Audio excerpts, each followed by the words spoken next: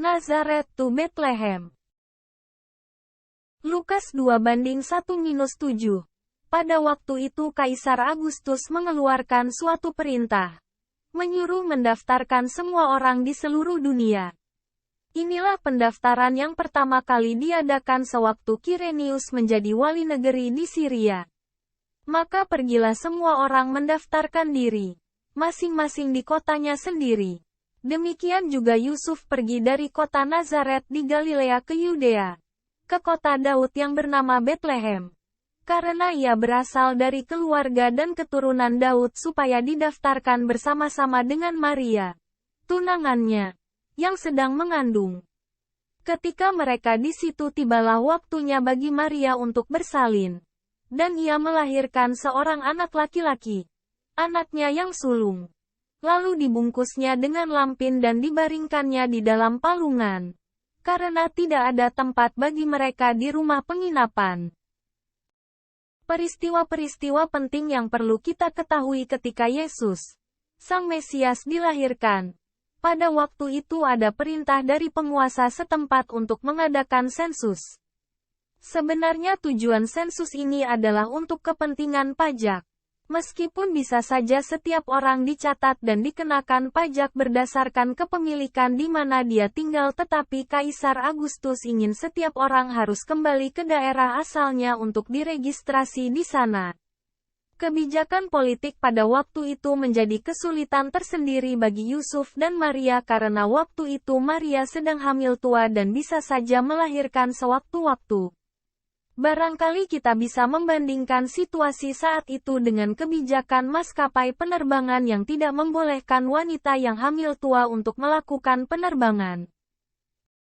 Dari Nazaret, Yusuf dan Maria harus pulang ke Bethlehem karena Yusuf berasal dari sana. Di masa kini, untuk melakukan traveling dari Nazaret ke Bethlehem tidak susah. Dengan mengendarai mobil, kita bisa mengambil rute 6 atau melewati rute Yitzhak Rabin Highway. Perjalanan ini memakan waktu 2 jam dan melewati Yerusalem. Rute lain perjalanan dari Nazaret ke Bethlehem bisa melewati rute 90 yang sedikit lebih lama, yaitu hampir 3 jam mengendarai mobil. Tetapi pada zaman Yusuf dan Maria, situasinya sangat beda. Nazaret ke Bethlehem itu harus ditempuh dengan jalan kaki. Perjalanan ini bisa ditempuh dalam 4-5 hari. Apakah kita bisa membayangkan seorang perempuan muda yang sedang hamil besar berjalan kaki 4-5 hari untuk pulang ke kotanya sendiri?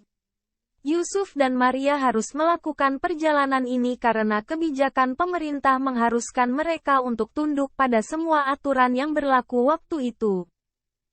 Seperti yang sudah saya sebutkan, ada 2 rute yang bisa diambil untuk melakukan perjalanan dari Nazaret ke Bethlehem, yaitu 1.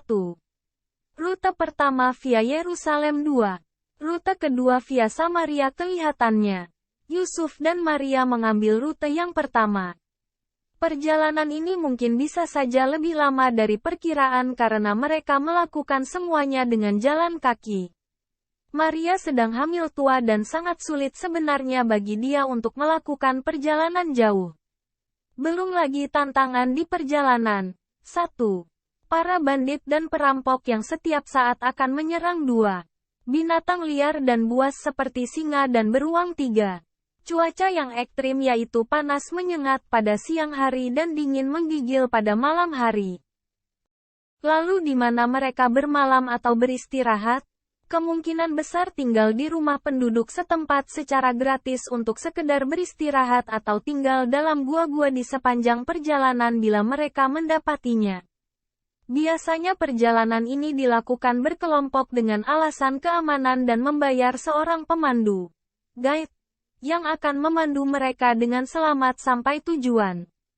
Tidak mudah bukan menjalani hidup sebagai orang yang dikaruniai, mendapat charis, Chen. Saya rasa Yusuf dan Maria juga ingin menyerah dan memilih hidup sebagai orang biasa tanpa menghidupi panggilan Tuhan.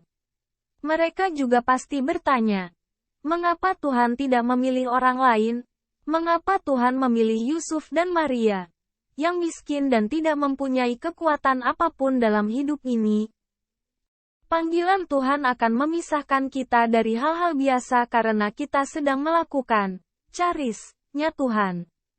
Bahkan Paulus pernah berkata, Kisah Para Rasul pukul 20:24, tetapi aku tidak menghiraukan nyawaku sedikit pun. Asal saja aku dapat mencapai garis akhir dan menyelesaikan pelayanan yang ditugaskan oleh Tuhan Yesus kepadaku untuk memberi kesaksian tentang Injil kasih karunia Allah. Panggilan Allah itu harus dijalani dengan serius dan menyadari bahwa engkau tidak bisa hidup tanpa melakukan panggilan itu. Sampai Yesus lahir, Yusuf dan Maria tetap melihat hidup mereka sebagai orang miskin yang tidak berarti apa-apa. Mereka hidup dalam panggilan Allah. Tetapi di hadapan orang lain mereka tetap orang yang sama, yang tidak mengalami terobosan apapun. Yesus lahir di tempat yang hina sekali, tempat yang mewakili kemiskinan Yusuf. Kalau saja Yusuf banyak uang maka dia akan memesan hotel jauh hari sebelumnya dan tentu hotel yang terbaik, mewah dan layak. Tapi Yusuf tidak sanggup mengusahakan itu. Pada hari yang dibutuhkan Yusuf baru mencari penginapan. Itu pun untuk keperluan Maria karena saat melahirkan sudah tiba. Tetapi bagaimana mungkin mencari sekedar penginapan di tengah influx atau membanjirnya manusia yang sama-sama sedang pulang ke kampungnya sendiri untuk melakukan registrasi yang sama? Keadaan inilah yang sebenarnya sedang terjadi. Bahkan untuk mengusahakan kebutuhan persalinan Maria, Yusuf tidak sanggup. Apakah Yusuf tergolong suami yang tidak bertanggung jawab? Ada banyak alasan untuk menjawab pertanyaan ini. Saya membiarkan Anda untuk berimajinasi sendiri. Belum pernah ada ibu muda melahirkan di kandang domba atau kandang binatang. Orang yang miskin sekalipun di masa kini mungkin bisa dijangkau oleh rumah bersalin atau bidan yang dapat dipanggil ke rumah, bila urgen sekali. Ada ibu-ibu yang melahirkan di mobil, di becak, di taksi, di angkot, di pesawat, desmenya tetapi kisah tentang bayi yang lahir di kandang, jauh dari publikasi. Panggilan Allah atau charis bisa terjadi kepada siapapun dan di masa apapun engkau hidup. Entah engkau menerima panggilan itu ketika engkau punya kemampuan atau engkau menerima panggilan itu ketika hidupmu terasa hopeless. Tuhan mengabaikan semua itu. Dia mau engkau taat, hidup di dalam panggilan itu dan mempercayai Tuhan sepenuhnya. Masih ingat saya pernah menulis tentang Ebenezer, Tuhan itu batu pertolongan. Sampai di sini dia menolong kita. Kalau dia pernah menolongmu maka dia akan terus menolongmu. Maranatha Blessings Sound Doctrine Movement.